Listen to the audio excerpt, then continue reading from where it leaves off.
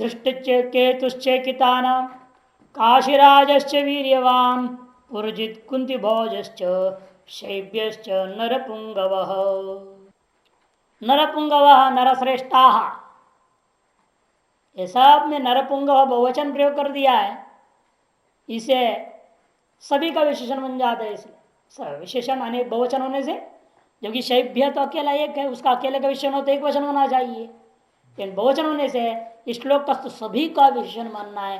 ये सब श्रेष्ठ पुरुष लोग थे, क्योंकि 5 यम का ये स्वरूप वर्णन हुआ और 5 यम योग का नींव है। एक साधारण मनुष्य और साधक में अंतर इनके वजह से ही है। इसे मनुष्य श्रेष्ठ वो है जो मनुष्य का लक्ष्य पुरुषार्थ परम पुरुषार्थ की ओर जाने के लिए यम नियम आदि साधनों को अपनाता है। इसलिए विशेषण प्रयोग हुआ नर श्रेष्ठा, नर पुंगवा, नर विशेषा। और यह ध्यान देने की कुछ और बातें इस श्लोक में जो यह है, बुद्धि का विस्तार, ये बहुत ही महत्वपूर्ण है। जो कुंती भोज शब्द से हम लोगों ने लिया था ना, बुद्धि का विस्तार करना। तो विस्तार, बुद्धि का विस्तार का मतलब क्या होता है कि ये सबसे महत्वपूर्ण अंग है।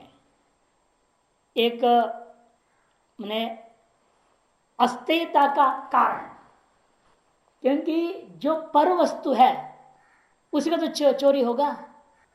जो आपके अपने वस्तु को आप ग्रहण करते हो उसको चोरी कहते हैं कोई, दूसरे का वस्तु का चोरी होता है।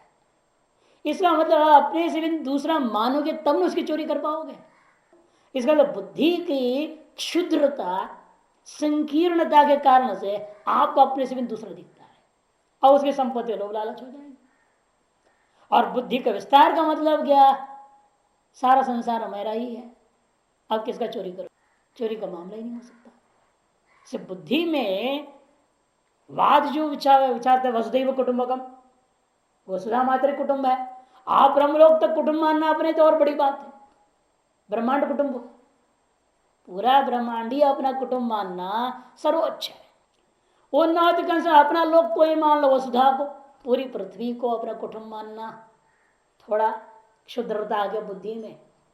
बुद्धि और क्षुद्र हो जाती है जब इस पृथ्वी को भी हम बांट लिए अनेक राष्ट्रों में और राष्ट्रवाद में बैठ जाते हैं।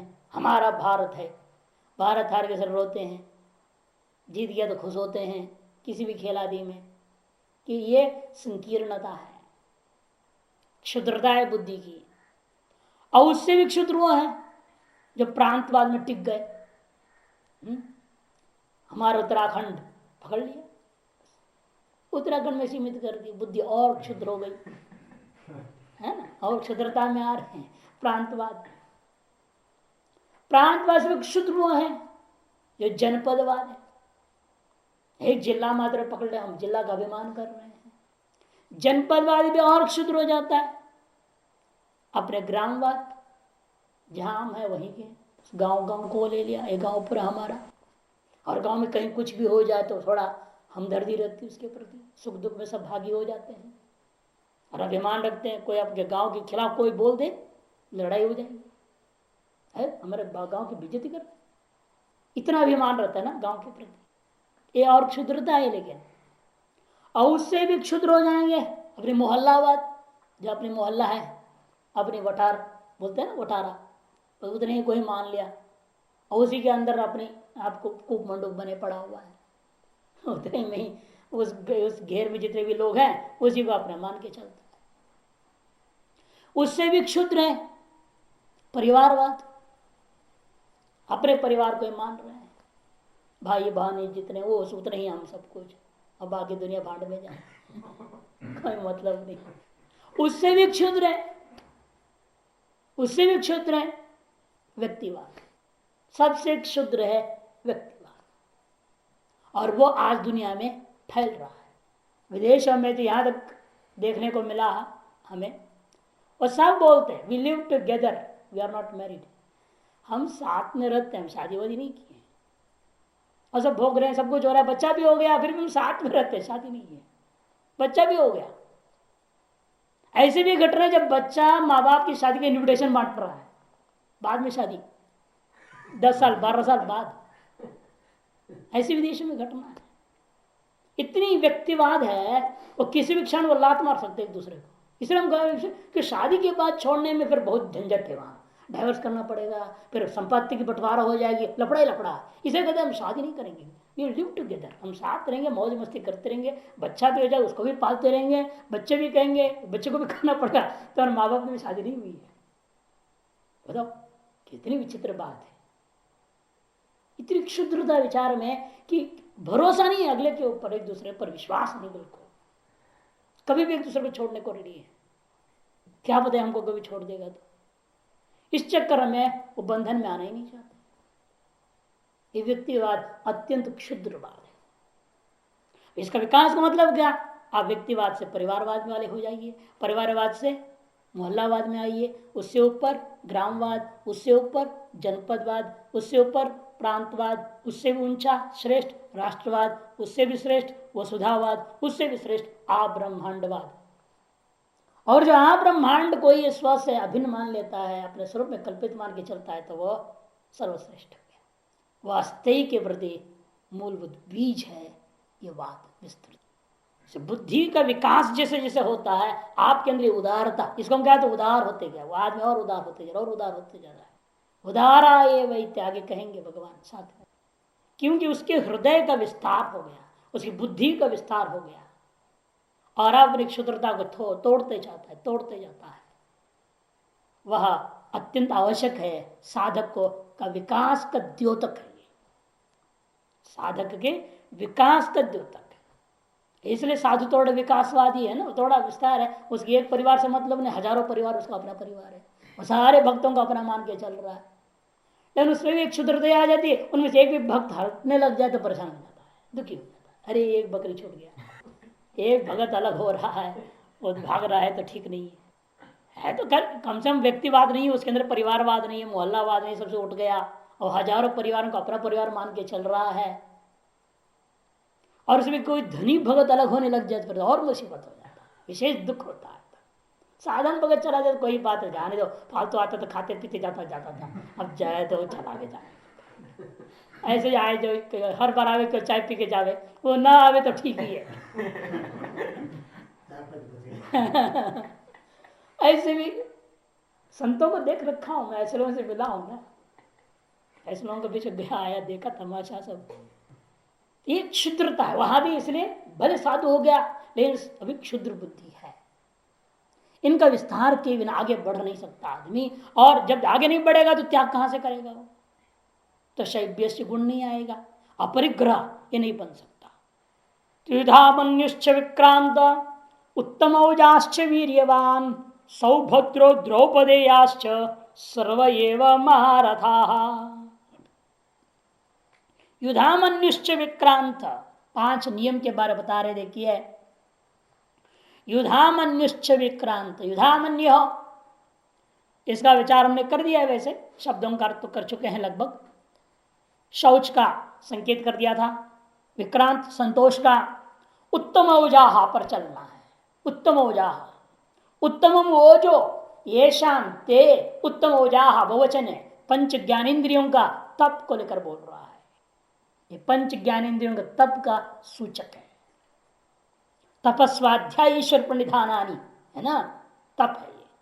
और वो कौन तप कर सकता है, वीर्यवान पुरुष तप कर सकता है, कमजोर आदमी कैसे करेगा, कमजोर बीमार बूढ़ा ये सब तप नहीं कर सकते, एक दिन का उपवास ठीक से नहीं कर सकते, वो शाम कब हो जाए, कब कुछ खाने को मिल जाए।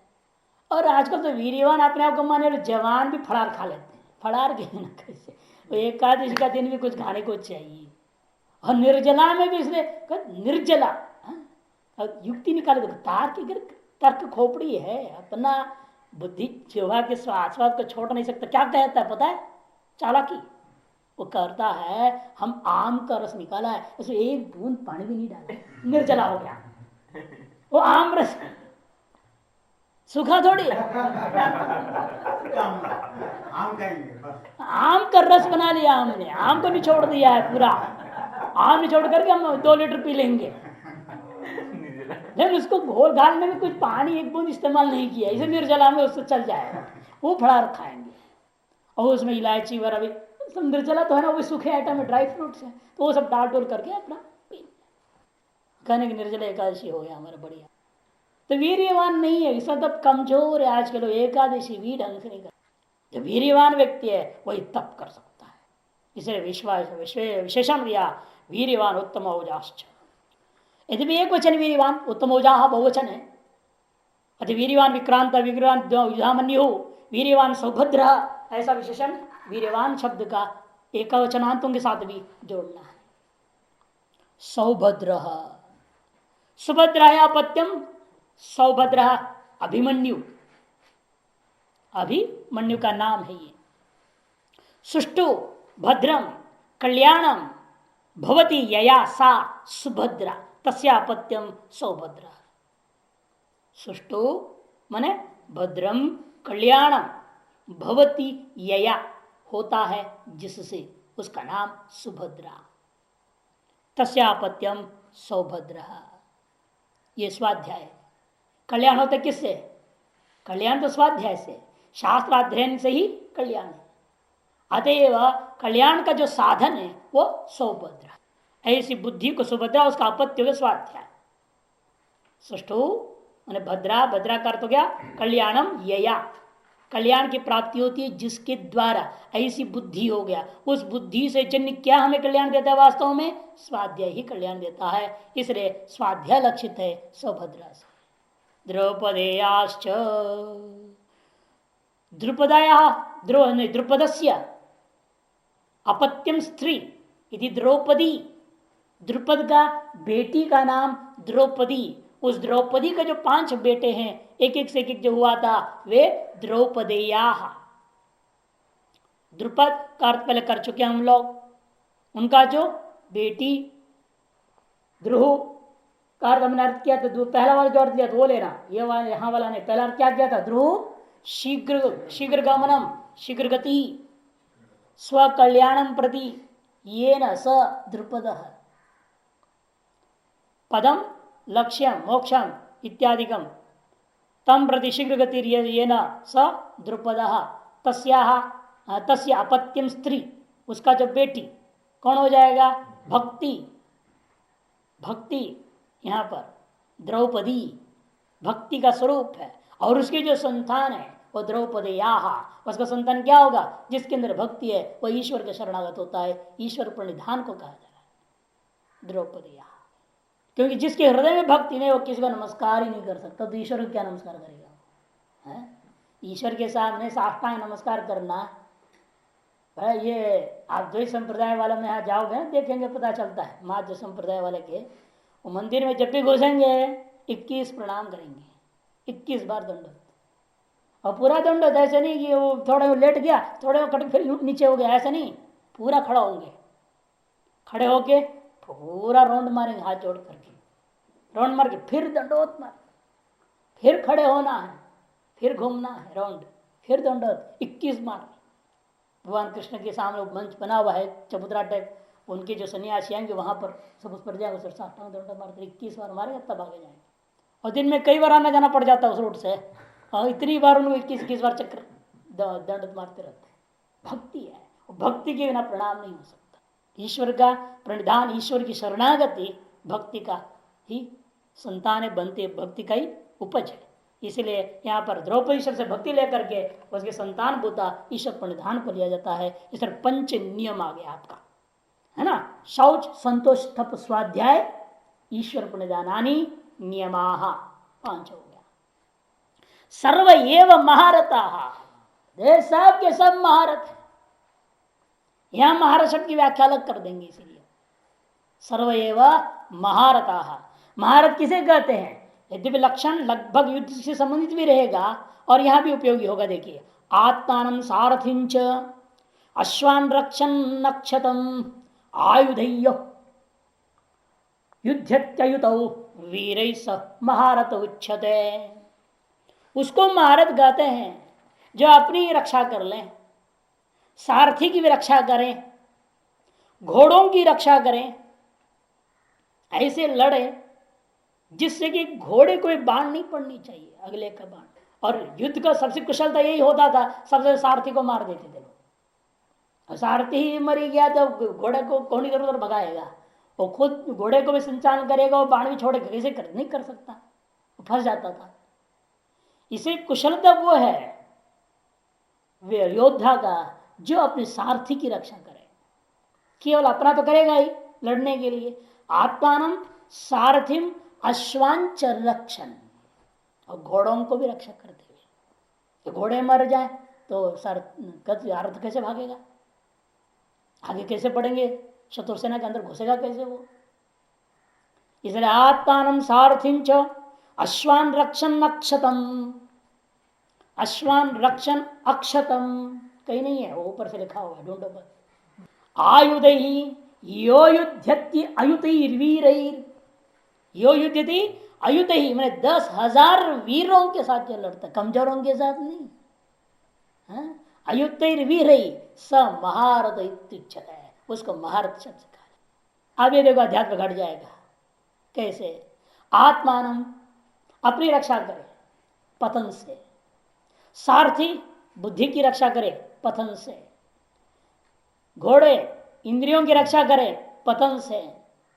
ऐसा करता हुआ अक्षतम बिना किसी के प्रकार की क्षति को प्राप्त हुए, आयुध ही अपने विद्यमान शास्त्र रूपी शस्त्र के द्वारा यो युद्धति अयुतैर वीर, जो युद्ध करके जीतने के समर्थ किसके साथ, 10,000 वीरों के साथ। अर्थात आपके 10,000 जो वासना रूपी वीर है, जिनके वजह से वृत्तियां भयंकर आती हैं, उन सबको दबाने की क्षमता रखने वाला वो महारथ कहा जाता है।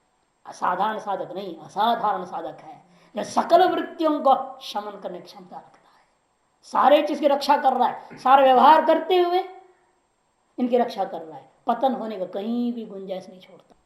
इतनी जो सजग, अलर्ट रहना, ऑल द टाइम सजग रहना है कि कोई भी इंद्रिय अपने विषय में कहीं रसास्वादन न कर ले। जागरूक रहना पड़ता है कि पता नहीं चलता ये इंद्रिया ऐसा है, इनकी जो आने वाली जो वृत्तियां हैं, जो वासनाओं से जो निकल रही हैं, वो इन इंद्रियों को किसी भी विषय की ओर रसास्वादन फंसा सकते हैं।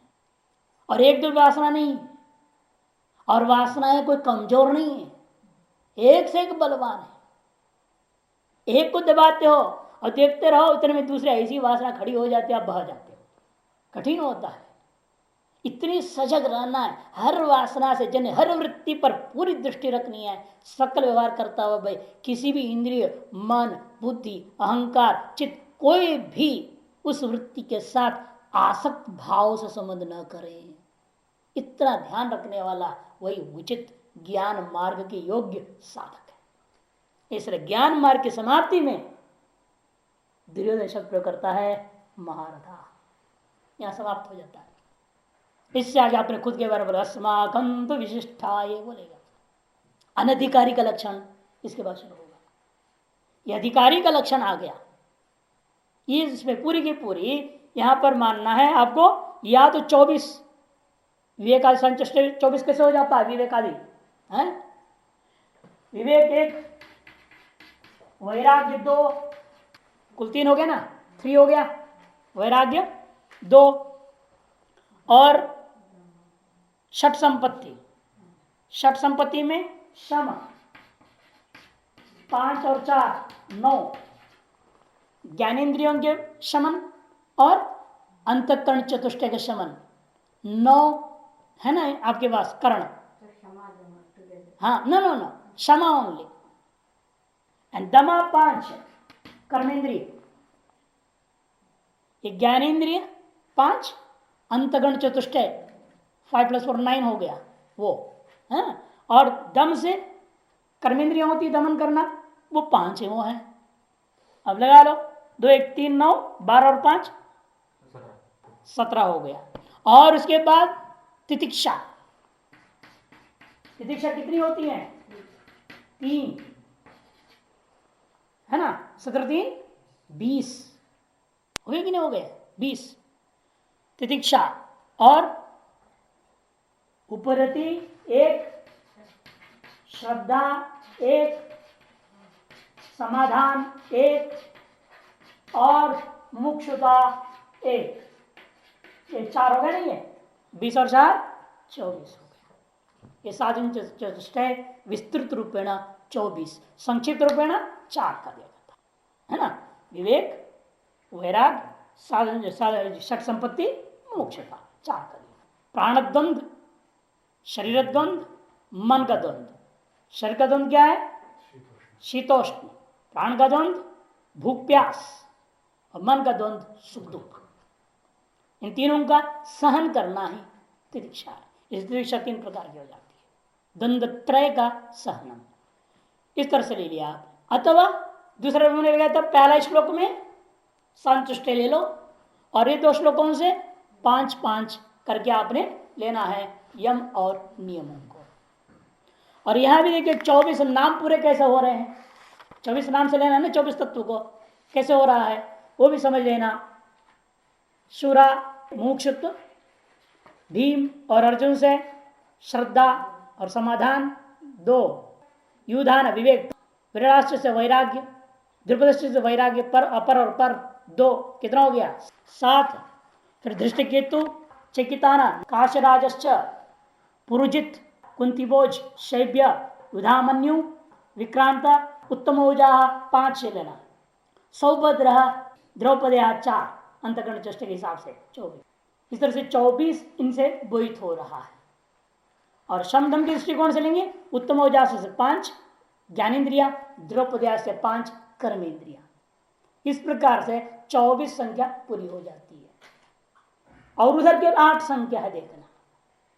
अर्थात पांडवों के पास त्रिपाद गायत्री सदा विद्यमान था, और इनके पास केवल अष्टाक्षरी था। वह अष्टाक्षरी की वजह से इसकी दिमाग में क्या है, नारायणी सेना पूरा दुर्योधन ने ले ली थी। कृष्ण का जो नारायणी सेना थी वो दुर्योधन ने मांग लिया। और उसने एक कृष्ण क्या करेगा, कि कृष्ण बड़ा चाणक्य से बोला था वहां जब दोनों गए थे, भाई तुम क्या चाहिए, या तो मैं या तो मेरी सेना। और दुर्योधन की खोपड़ी संख्या में थी ना, संख्या में आगे भी बोलेगा तो संख्या ही निमित्त था उसके लिए। इसलिए नारायण सेना तो बहुत लंबी चौड़ी है, अकेला कृष्ण क्या करेगा मेरे लिए, एक आदमी। इसे उसके छोड़ो, तुम ही रखो अर्जुन का, इसको तुम ही रख लेना, हमको पूरा नारायण से कि अष्टाक्षर नारायण का उसका जप का ध्यान उसके अंदर रहा है। विद्या से नहीं प्राप्त हो उसको भी, अष्टाक्षरी मंत्र का जाप करता था दुर्योधन निरंतर, इसे उसको नारायण सेना प्राप्त हुई। लेकिन फिर भी हार, क्योंकि ईश्वर को त्याग दिया। ईश्वरीय सेना मिली, ईश्वर नहीं था साथ, इसलिए हार हो गया। उसका कारण स्वयं बताता है वो। अब देखिए कैसे कहता है, अनधिकारी का लक्षण बताने जा रहे हैं। अब अधिकारी का विचार पूरा हो गया। अस्माकं विशिष्टाये तान विबोध द्विजोत्तमा नायका मम सैन्यस्य संजार्थं तान ब्रवीमिते। अस्माकं विशिष्टाये, अस्माकं हमारा, तू कह करके स्वयं ही बोल दिया, वो तो अधिकारी हैं और हम तो अनधिकारी हैं। किंतु ते और अस्माकं अलग कर रहा है ना। वे लोग पांडवानाम विशेष बता दिया है, वे लोग ज्ञानाधिकारी हैं और हम अज्ञान के अधिकारी हैं, तो कह दिया ना। किंतु कहने का मतलब मैं उसके लायक नहीं हूं, मैं इसके लायक हूं।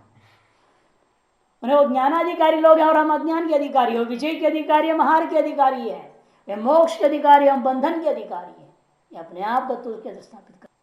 हम तो, किंतु हम तो गए अस्माकंतो विशिष्टा।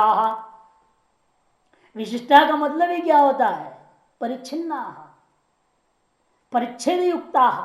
जब परिच्छेद से युक्त मोक्ष को प्राधिकारी हो ही नहीं सकता है, गया वो। जो अपरिच्छेद स्वरूप को मानता है वही मोक्षाधिकारी होता है, क्योंकि ब्रह्म कैसा है, त्रिविध परिच्छेद से रहित होता है। देशता, कालता, वसुता परिच्छेद शून्य का नाम ही ब्रह्म तत्व है, अविशिष्ट है वो। और ये कह रहा है विशिष्टा ये, हम तो सारे विशिष्ट ही विशिष्ट हैं, हम विशिष्ट ही रहेंगे, अर्थात हम बंधन में पड़े रहेंगे, सोपाधिक रहेंगे, परिच्छिन्न ही रहेंगे। ये विशिष्टा तान निबोध, उनको आप जानो समझो। कौन? हे द्विजोत्तम, हे द्रोणाचार्य महाराज। यह द्विजोत्तम का भी संबोधन बढ़ा, वहां तो हे आचार्य बोला था ज्ञान प्रकरण में, और अब यहां हे द्विजोत्तम कह रहा है। अरे ब्राह्मण श्रेष्ठ हो आपकी वजह, तो ब्राह्मण हो, युद्ध भूमि में तुम्हारा क्या काम है? यहाँ कोई यज्ञ थोड़े होना है। तो पूजा पाठ करने वाले, घंटी बजाने वाले कहाँ आ गए? वो फ्रंट लाइन में खड़े हो गए हैं युद्ध लड़ने को। निंदा पक्ष में ऐसा आता है, निंदा कर रहा है, कहाँ ब्राह्मण आ गए युद्ध भूमि में हमारे पक्ष में लड़ रहे हैं। निंदा। स्तुति पक्ष में क्या है?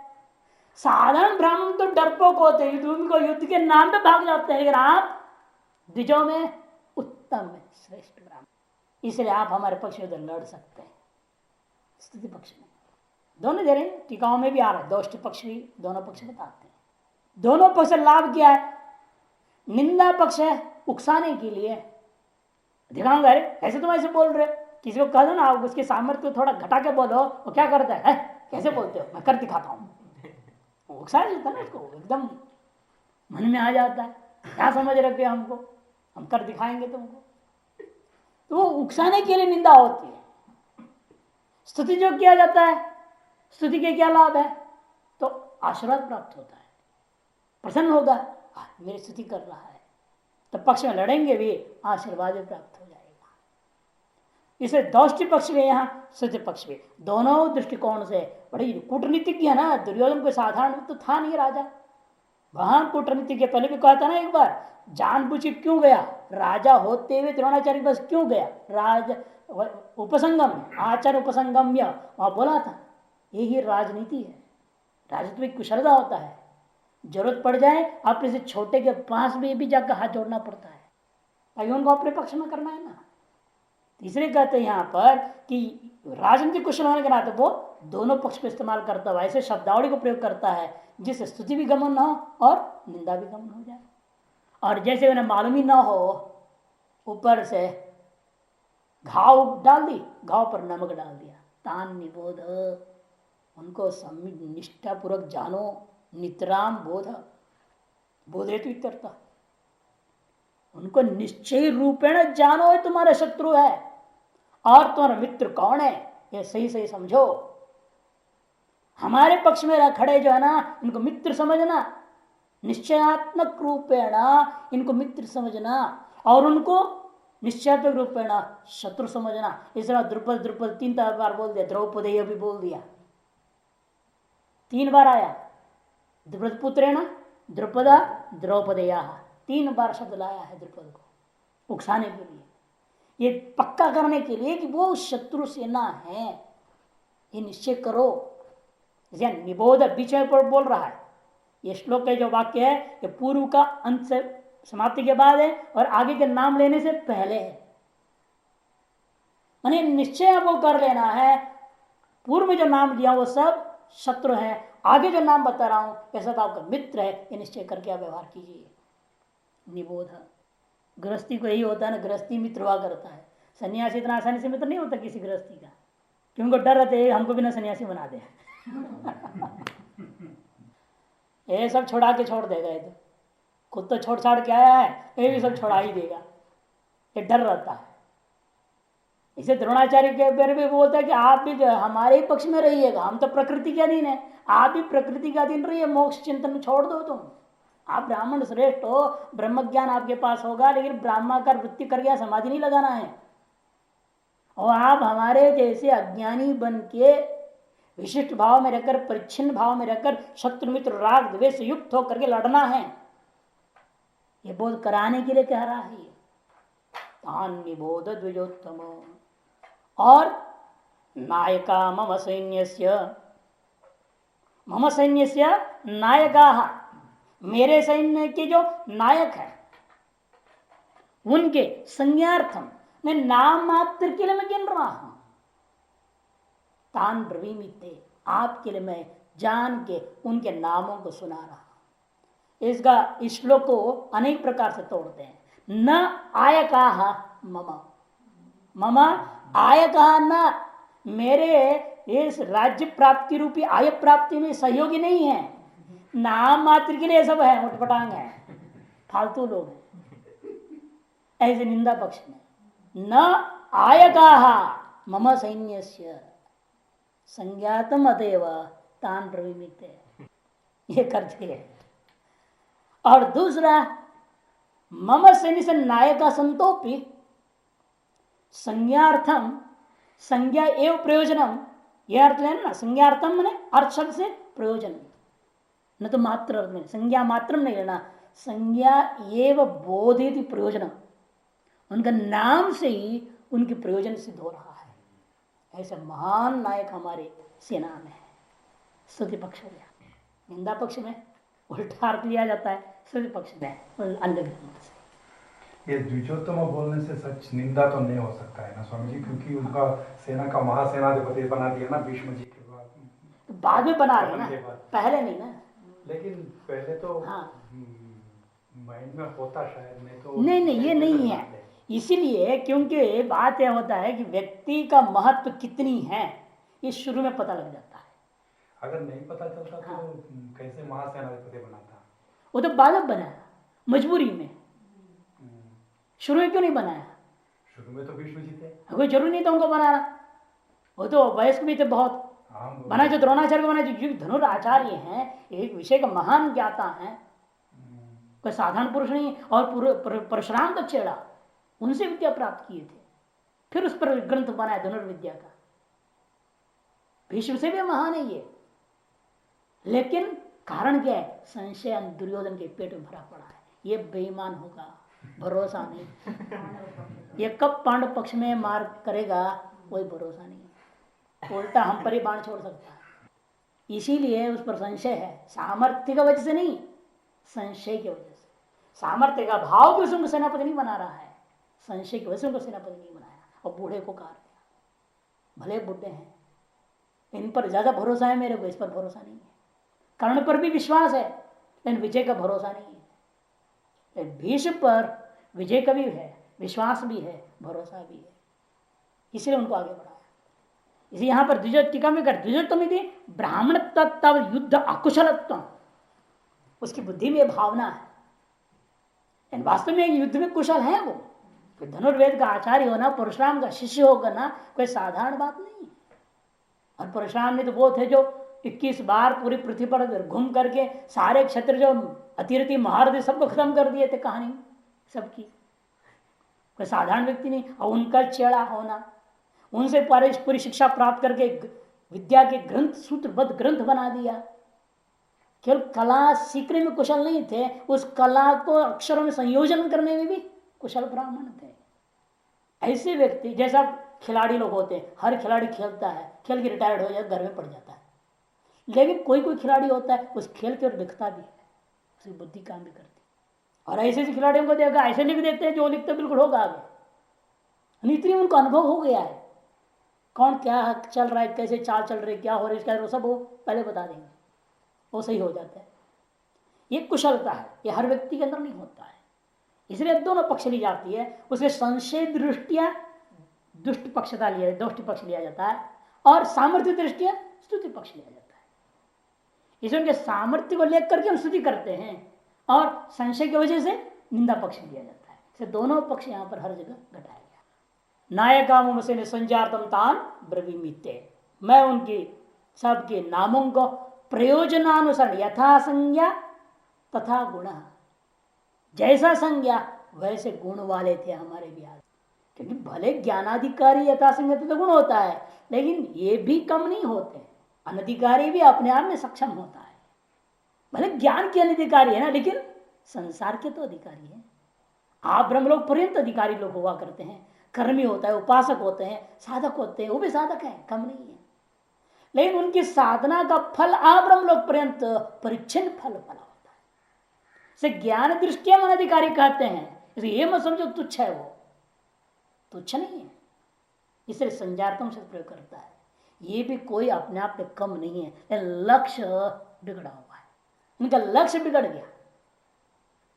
लक्ष्य मोक्ष नहीं है जीवन का, क्योंकि आगे श्लोक में क्या कहता है, मदरते त्यक्त जीविता, ये तो मेरे लिए अपना जिंदगी छोड़ त्यागने को तैयार है, मोक्ष के लिए जीने को तैयार नहीं है, तो मेरे लिए जी रहे हैं। तो मोक्षार्थी नहीं है वो, धनार्थी है, सर राजा के लिए जी रहे हैं। लक्ष्य बिगड़ा हुआ है। बाकी सारे गुण इनमें कोई में किसी में कोई कम नहीं है। ये भी ज्ञान अधिकारी होने योग्य है, लेकिन लक्ष्य का मोक्ष का लक्ष्य न करने की वजह से ये ज्ञानाधिकारी नहीं कहा जाता है। सर लोग कौन कौन है, नाम देखो, गिनता है, पता लगता है, सब महान है। भवान भीष्मश्च कर्णश्च कृपश्च स्मितिंजय अश्वत्थामा विकर्णश्च सौमदत्तिस्तथैव च। यहां भी देखो दुष्टता आपने बता दिया। सेनापति बना भीष्म को, लेकिन नाम पहले किसका ले रहा है, भीष्म का नहीं। खुश करने के लिए द्रोण का नाम पहले लेता, भवान आप, सबसे पहले आप हमारे पक्ष में हैं, विशिष्ट पुरुष अर्थात प्रकृति अधीन पुरुष। नो भीष्मश्च अलग है। भगवान मैंने आप, पृथ्वी तत्व भी है। भगवान से 8 तत्व देख लीजिए, भिन्ना प्रकृति अष्टदा, आगे कहेंगे। ये तो प्रकृति के अधीन है। 8 नाम दे रहे, देखो भगवान, भीष्म, कर्ण, कृपा, अश्वत्थामा, विकर्ण, 7, अस्माकं स्वयं अपना 8। नहीं जयद्रथ नहीं है यहाँ, सौमित्र तक हमने ले लिया, सौमित्र तक 7 है। तथैव च पाठ है, कुछ लोग जयद्रथ पाठ करते तो 8 पूरी हो जाती है। तथैव च में 8 नहीं है, 7 है। वो 7 होने से एक दुर्योधन को लेना पड़ेगा, जो खुद बोल रहा है। मैं भी भूरी सर्व सौमदत्ती का ही नाम है। भवान भीष्मश्च कर्णश्च कृपश्च, पूर्व में कितना हो गया, 1 2 3 4, अश्वत्थामा विकर्ण सौमदत्ती, अस्माकम ये 8। मुझ प्रकृति के ये 8 स्वरूप है। दुर्योधन स्वयं प्रकृति है और उसके 8 रूप ये 8 है। भगवान पृथ्वी है, द्रोण भीष्म जल है, भीष्म जल का वाचक बन रहा है। कैसे बताऊंगा, कर्ण से अग्नि, कृप से खम आकाश, अश्वत्थामा जो है वायु, विकर्ण मन, सौमदत्ती बुद्धि। समितिंजय नाम नहीं है, समितिंजय वो नाम नहीं, विशेषण है। इसे जहां जयद्रथ शब्द आता है तो पूरा संख्या होता है। जयद्रथ तथैव अगर कुछ ने पाठ किया जयद्रथ तब 8 पूरा होता है, नहीं तो दुर्योधन से 8 पूरा करना पड़ता है। इसे जयद्रथ पाठ रहेगा तो हम लेते हैं दुर्योधन प्रकृति और ये 8 उसका विकृति स्वरूप हो गया। और जब नहीं है जयद्रथ शब्द तब ये 7 हो गए और दुर्योधन से उसको 8वां पूरी करना। और दुर्योधन क्या है, राजस अहंकार, अहंकार है ना 8वां, वहां वो खुद राजस अहंकार है और राजस अहंकार इन सबकी प्रवृत्ति का कारण होता है। इसे दुर्योधन राजस अहंकार हो गया और ये 7 तत्व हो गए, कुल 8 हो गया। तामस अहंकार धृतराष्ट्र ले चुके हैं, सात्विक अहंकार पांडवों को ले चुके हैं, ये आपका राजस अहंकार दुर्योधन। इस तरह से 8 तत्व समितिंजय को लेकर के आप बोल रहे थे 8 हो गया, नहीं समितिंजय विशेषण वाचक, ये सबका विशेषण है समितिंजय। अब देखिए भगवान, और पहले भगवान शब्द लेकर के 2 बातें यहां प्रकट करना चाहते हैं, तो उनको खुश कर रहा है और दूसरा ये भी ज्ञापन कर रहा है आप मेरे अमित्र के मित्र होने से मेरे अमित्र आप हैं, आप भी मेरे शत्रु में ही हैं, इसलिए मेरे को आपसे डर जाता है। इसलिए पहला मैं आपकी खुशी के लिए पहला आपका नाम ले रहा हूं कि अमित्र कौन, युधिष्ठिर आदि उनके परम मित्र हैं, प्रिय हैं द्रोण, इसीलिए आप मेरे अमित्र जैसे हो गए। इसलिए मैं सबसे पहले नियम है ना, दुर्जनम प्रथमम वंदे तदनंतरम सज्जनम, पहले दुर्जन को वंदना करनी पड़ती है, बाद में सज्जन का नाम ली जाती है। इसलिए पहले आपका नाम ले भगवान, बाद में भीष्म का नाम लेता हूं, वो सज्जन है, आप दुष्ट है, निंदा पक्ष।